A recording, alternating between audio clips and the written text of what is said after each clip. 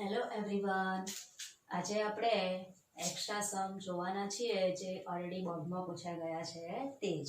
સો સમ number first જોઈશું આપણે કે એક પેટીમાં 1 થી 100 લખેલા 100 બોર્ડ છે.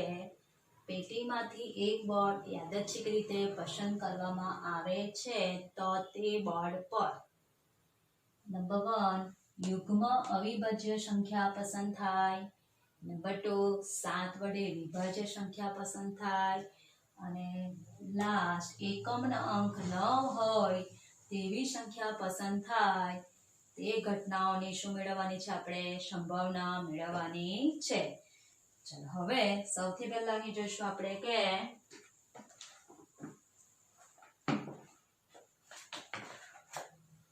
કે આપેલો જે દાખલો છે અહીં તેમાં 1 થી 100 લખેલા કેટલા બોર્ડ છે? તો 100 બોર્ડ છે. એટલે આપણને અહીં n કેટલા મળી જશે? 100 મળી જશે. એટલે હવે આપણે લખશું કે અહીં પ્રયોગના તમામ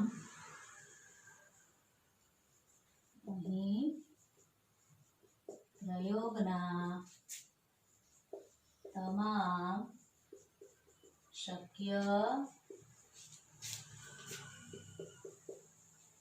પરિણામોની સંખ્યા કેટલા લખશું? Equal to 100. ચાલો એવા આપણે 1 લખેલો છે બોર્ડ, 2 લખેલો છે, 3 લખેલા, એવા 100 બોર્ડ છે. તેમાંથી કે પેટીમાંથી આપણે શું કરવાનું છે કે એક બોર્ડ યાદચ્છિક રીતે લેવાનો અને બોર્ડ પર કે નંબર પહેલું જે કીધેલું છે તે બરાબર ધ્યાન આપજો, કારણ કે યુગ્મ પણ કીધું છે ને સાથે સાથે શું કીધું છે? અવિભાજ્ય સંખ્યા પસંદ થાય એવું કીધું છે. ચાલો સૌથી પહેલા આપણે લખશું તો નંબર 1, ક્વેશ્ચન નંબર 1 છે અંદર કે ધારો કે ઘટના એ. ચાલો શું લખશું તો કે બોર્ડ પર અથવા તો પસંદ કરેલ બોર્ડ પર જે લખો તે. ચાલો આપણે લખશું અહીં તો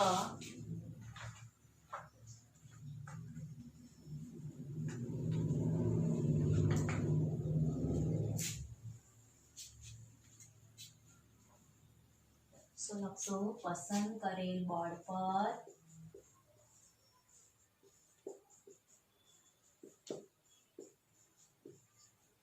યુગ્મ અવિભાજ્ય સંખ્યા હોય. યુગ્મ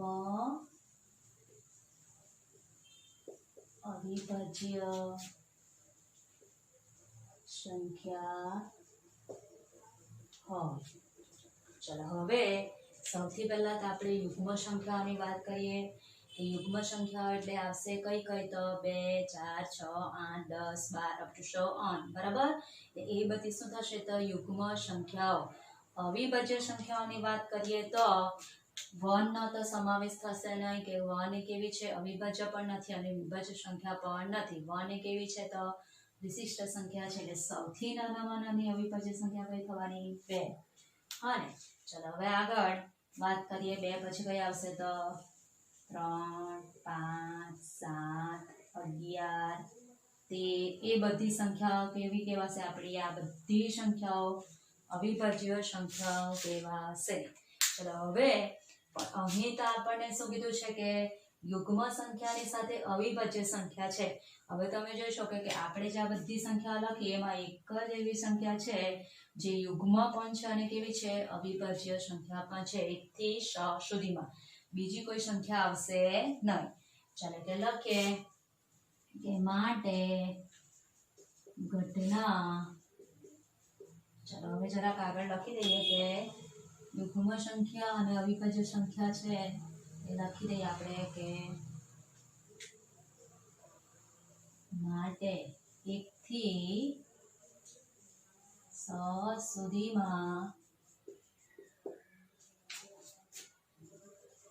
યુગ્મ અને અવિભાજ્ય સંખ્યા કઈ આવશે? તો 2 છે. ફક્ત કઈ આવશે? તો 2 આવશે. ઓકે ચાલો હવે લખીએ કે માટે ઘટના એ માટેના સાનુકૂળ પરિણામોની સંખ્યા. ચાલો, એક જ આપણને સંખ્યા મળી 2, એટલે સાનુકૂળ પરિણામોની સંખ્યા કેટલી આવશે? તો આપણી 1 આવશે. હવે આપણે ફોર્મ્યુલા મૂકશું તો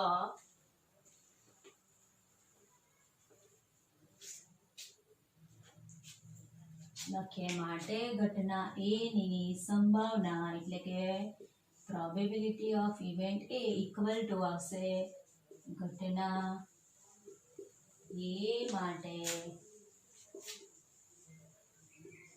સાનુકૂળ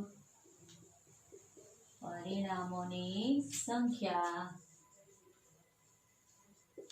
આખાના છેદમાં પ્રયોગના તમામ શક્ય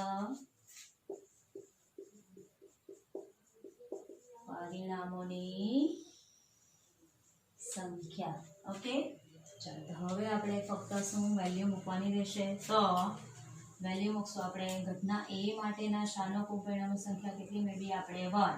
અને પ્રયોગના તમામ શક્ય પરિણામોની સંખ્યા કેટલી છે આપણી પાસે? 100. ચાલો, એટલે આપણા આન્સર શું આવી જવાનો? 0.01. ચાલો હવે આપણે સેકન્ડ જોઈશું. તો ધારો કે શું લખશું આપણે? ઘટના B પસંદ કરેલ બોર્ડ પર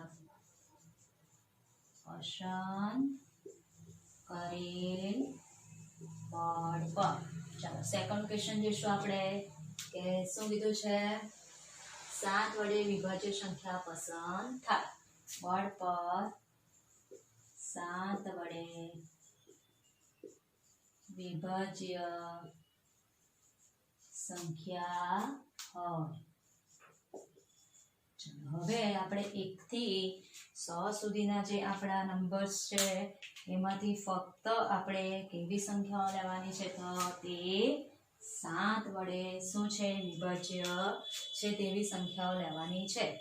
1 થી 6 માં તો કોઈ આવશે નહીં, એટલે કઈ આવશે? 7 વડે વિભાજ્ય પહેલી તો 7, પછી આવશે 7 દુ 14, 7 તાલી 21, 7 ના આખા શું લખી દેવાના આપણે?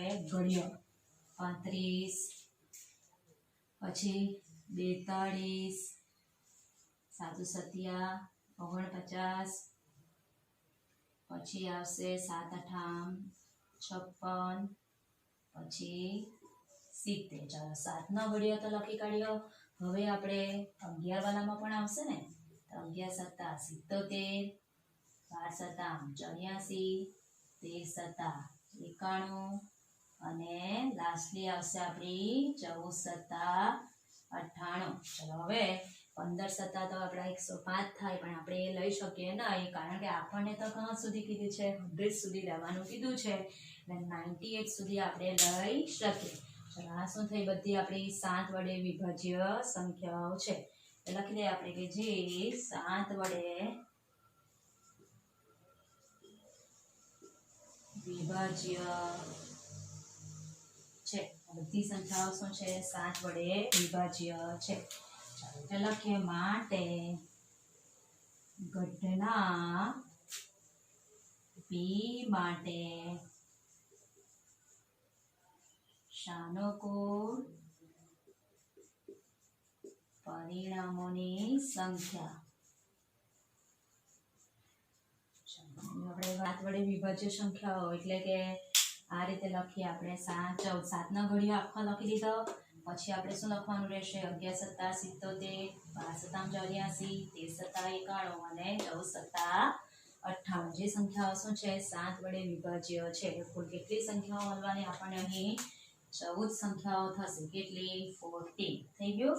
ચાલો એટલે હવે આપણને શું મળી જવાનું? ઘટના B ની સંભાવના. એટલે લખીએ માટે ઘટના B ની સંભાવના ઇક્વલ ટુ, ચાલો કેટલા આવશે? 14 ના છેદમાં 100. એટલે આન્સર શું આવી જવાનો? 0.14. 14 શું મળ્યું 0.14. હવે આપણે ક્વેશ્ચન નંબર 15 જોવાનું છે કયો તો 3. ઓકે, નંબર 3 જોઈશું. ધારો કે ઘટના સી એકમના અંક 9 હોય તેવી સંખ્યા પસંદ થાય, અથવા તો તમે એવું પણ લખી શકો અહીં કે પસંદ કરેલ બોર્ડ પર એકમના અંક 9 હોય તેવી સંખ્યા મળે. ઓકે, હવે તો આપણે લખવાનું જે છે તે લખવાનું રહેશે જ. હવે આપણે લખીએ કે જે સંખ્યાઓ એકમના અંક 9 છે તેવી સંખ્યાઓ, એટલે લખીએ કે એકમના અંક 9 હોય તેવી સંખ્યાઓ. ચાલો લખીએ 9, 19, 29, 39, 49, 59, 69, 79, 89 ને 99. ચાલો 20 સુધી આવી ગયા બધી સંખ્યાઓ. ચાલો એટલે હવે આપણે લખશું કે માટે ઘટના સી માટેના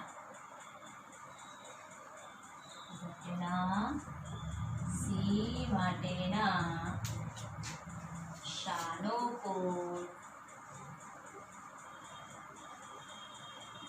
પરિણામોની સંખ્યા. ઘટના સી માટેના સાનુકૂળ પરિણામોની સંખ્યા. ચાલો આપણે ગણી નાખીએ કેટલી થઈ તે 1, 2, 3, 4, 5, 6, 7, 8, 9 ને 10 કેટલી થઈ 10 થશે. કેટલી 10. હવે એટલે આપણને આન્સર મળી જવાનો કે માટે ઘટના સીની સંભાવના. ચાલો સૂત્ર આગળ મુજબ જ તમારે જાતે લખી લેવાનું રહેશે. અને ચાલો તે 10 ના છેદમાં કેટલા આવશે આપણા 100. ચાલો 1 0 0 કટ થઈ ગયું એટલે કે 1/10. આન્સર શું મળી ગયો આપણને 0.1. ઓકે, ચાલો હવે આપણો ટેક્સ્ટબુકમાં પણ દાખલો હતો પણ થોડો કેવો હતો, અલગ હતો. હવે આપણે નેક્સ્ટ ક્વેશ્ચન જોઈશું.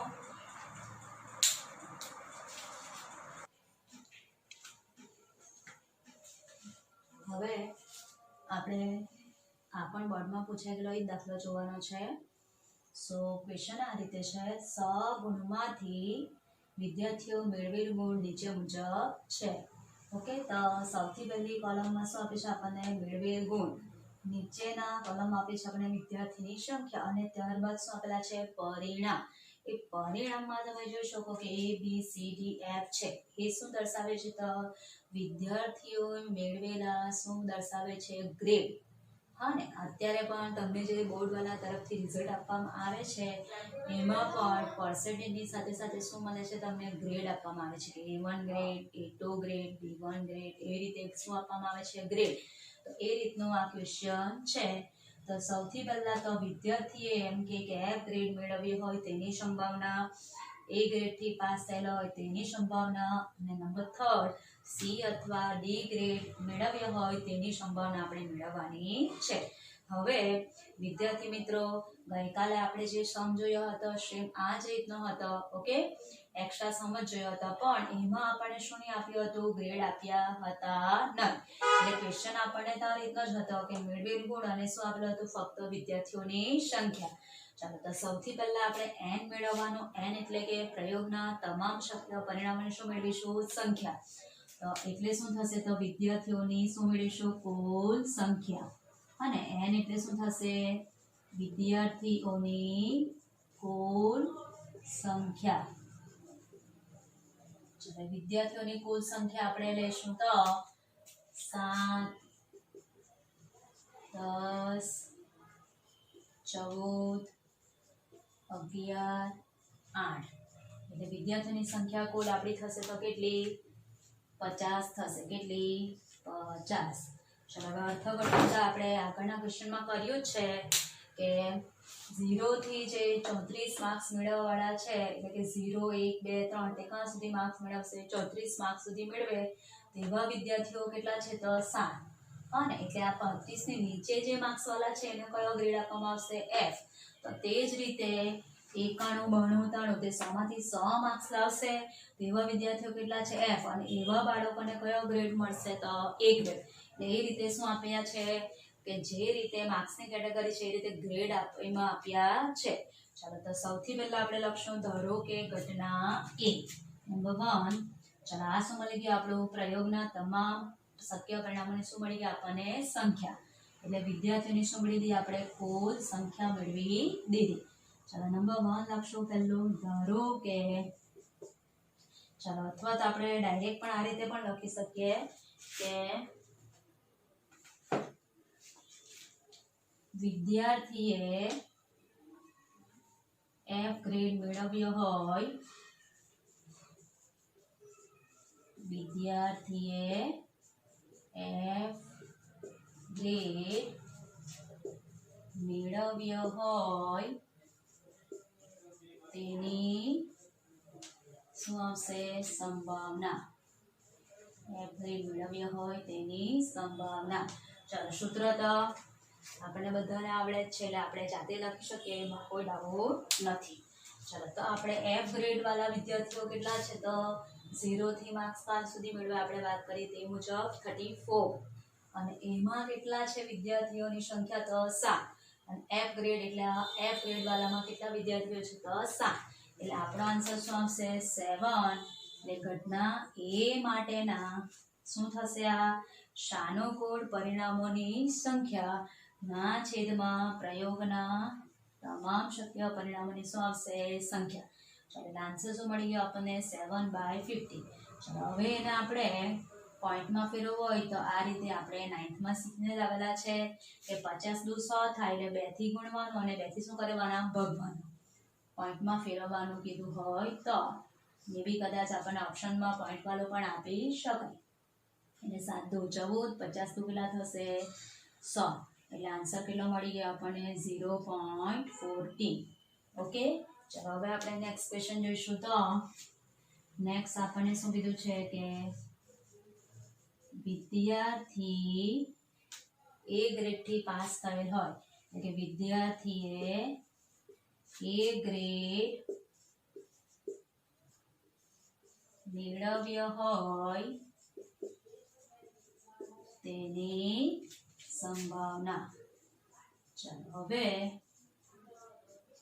જોઈ શકીએ કે A ગ્રેડ વાળા એટલે કે 91 થી 100 માર્ક્સ વાળા વિદ્યાર્થીઓ શેમાં આવશે તો A ગ્રેડ લાવવા વાળામાં આવશે અને એવા વિદ્યાર્થીઓ કુલ કેટલા છે આપણી પાસે 8. એટલે અહીં ઘટના B માટેના સાનુકૂળ પરિણામની સંખ્યા કેટલી આવશે 8 અને પ્રયોગના તમામ શક્ય પરિણામની સંખ્યા કેટલી આવવાની આપણી 50. ચાલો સેમ અહીં પણ આપણે જ કરવાનું 2 થી ગુણવાનું અને 2 થી શું કરશું ભાગવાનું. એટલે 8 દુ 16 ના છેદમાં 50 દુ 100 એટલે આન્સર શું મળી ગયો આપણને 0.16. શું મળી ગયો 0.16. ચાલો નેક્સ્ટ ક્વેશ્ચન નંબર 3. વિદ્યાર્થીએ શું કીધું C અથવા D ગ્રેડ મેળવ્યો હોય. C અથવા D ગ્રેડ મેળવ્યો હોય તેની સંભાવના. ચાલો તો બંને જોવા પડશે હવે કે C ગ્રેડ મેળવે એ પણ જોવાનું છે અને સાથે સાથે D ગ્રેડ મેળવે તેવા વિદ્યાર્થીઓ પણ જોવાના છે. તો C ગ્રેડ વાળા વિદ્યાર્થીઓના માર્ક્સ છે 51 થી 70 અને એવા વિદ્યાર્થીઓ કેટલા છે તો 14. કેટલા છે C ગ્રેડ વાળામાં 14 પ્લસ D ગ્રેડ વાળા વિદ્યાર્થીઓમાં માર્ક્સ કેટલા લાવશે તો 35 થી 50 સુધીના માર્ક્સ લાવશે અને એમાં કેટલા વિદ્યાર્થીઓ છે કુલ તો 10 વિદ્યાર્થીઓ D ગ્રેડ મેળવે છે અને ડિવાઇડેડ બાય શું થશે વિદ્યાર્થીઓ તો 50. ચાલો એટલે શું થવાનું અહીં આપણને 24 બાય શું થવાના 50.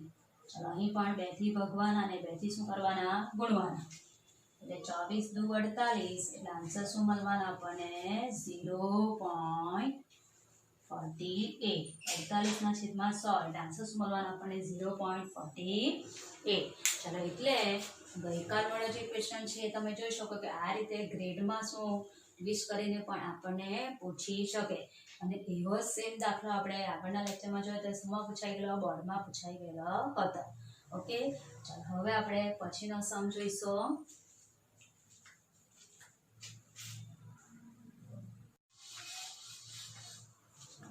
હવે નેક્સ્ટ ક્વેશ્ચન જોઈએ આપણે કે એક પાસો અને એક સિક્કો એક સાથે ઉછળવામાં આવે છે. ચલો અત્યાર સુધી જે આપણે દાખલા જોયા એમાં શું હતું કે એક સિક્કાને એકવાર ઉછળવામાં આવે અથવા તો એક પાસાને એક વખત ઉછળવામાં એવા દાખલા જોયા હતા. પરંતુ આ દાખલામાં આપણને શું કીધું છે કે એક પાસો અને એક સિક્કો બંને સાથે એક સાથે ઉછળવામાં આવે છે, એટલે કે બંનેને ભેગા એક વખત ઉછળવામાં આવે છે. ઓકે, તો પ્રયોગના શક્ય પરિણામો લખો. અને એટલે પહેલો આપણો ક્વેશ્ચન થયો. સેકન્ડમાં આપણને શું કીધું છે કે પાસા પર અવિભાજ્ય સંખ્યા મળે, પછી છાપ મળે અને છાપ અને યુગ્મ સંખ્યા મળે તે ઘટનાને શું મેળવવાની આપણે સંભાવના મેળવવાની છે. તો સૌથી પહેલું કામ આપણે અહીં કયું કરવું પડશે તો પ્રયોગના શક્ય પરિણામો લખવા પડશે. ઓકે,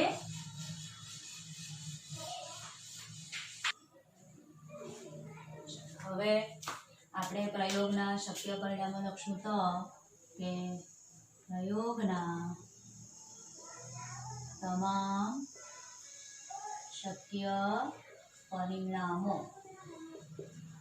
હવે પાસાને ઉછાળીએ એટલે આપણને 1 to 6 નંબર્સ મળશે અને સિક્કાને ઉછાળીએ એટલે શું મળશે આપણને H અને T. એટલે એ રીતે આપણે પ્રયોગના તમામ શક્ય પરિણામો લખવાના રહેશે. ઓકે, ચાલો તો લખશું પહેલું H1, પછી આવશે H2, H3, H4, H5, H6.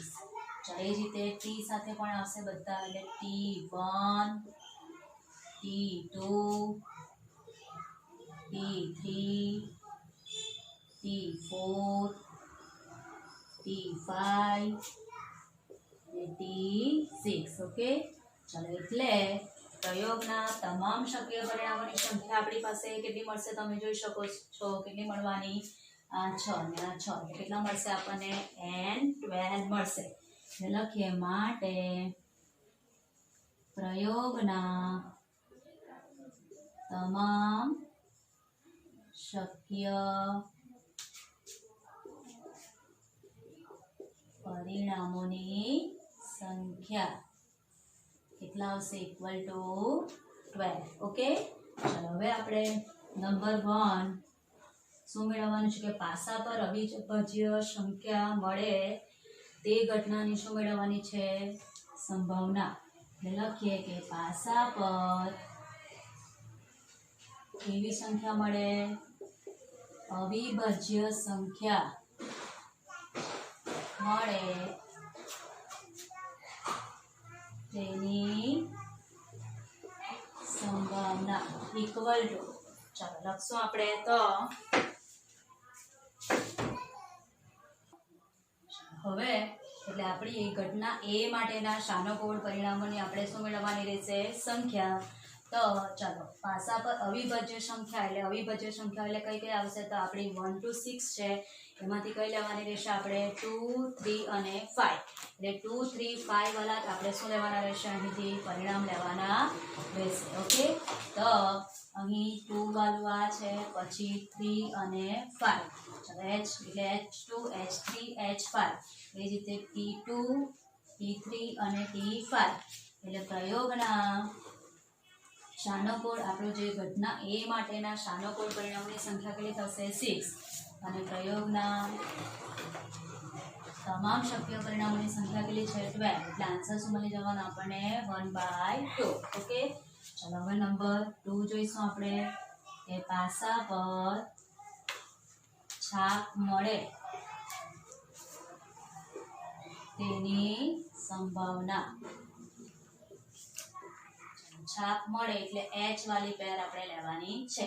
તો H વાળી પેર કેટલી છે આપણી પાસે 6 છે H1 H2 H3 H4 H5 H6 એટલે ઘટના B માટેના સાનુકૂળ પરિણામોની સંખ્યા કેટલી થશે 6 over 12 એટલે આનો પણ આન્સર શું મળવાનો આપણને 1/2 ચાલો હવે નંબર 3 લખશું આપણે કે શું કીધેલું કે છાપ અને યુગ્મ સંખ્યા મળે હા ને એટલે બે લેવાનું છે કે છાપ અને યુગ્મ સંખ્યા મળે તેની સંભાવના ચાલો છાપ અને બે લેવાનું છે સાથે સાથે યુગ્મ સંખ્યા એટલે યુગ્મ સંખ્યા એટલે કઈ આવશે આપણી 2 4 અને 6 એવી સંખ્યાઓ લેવાની છે અને સાથે સાથે શું લેવાનું છાપ લેચ વાળી પેર લેવાની છે ચાલો અને બીજી કઈ આવશે આપણે હા બંને આપણે એ લેવાનું છે તો છાપ વાળી આપણી આ એક પેર આવશે કઈ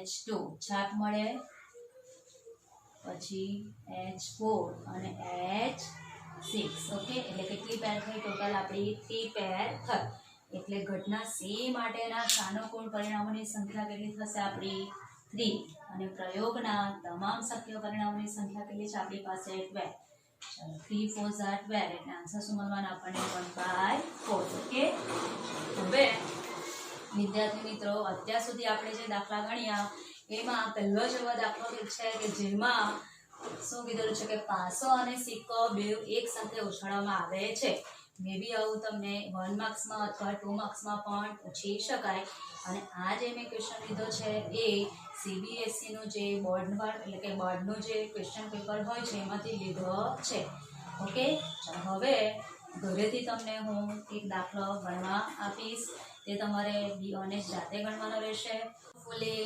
આજના તમને સમ્સ બરાબર સમજાયા હશે હવે આપણે નેક્સ્ટ લેક્ચરમાં મળશું થેન્ક યુ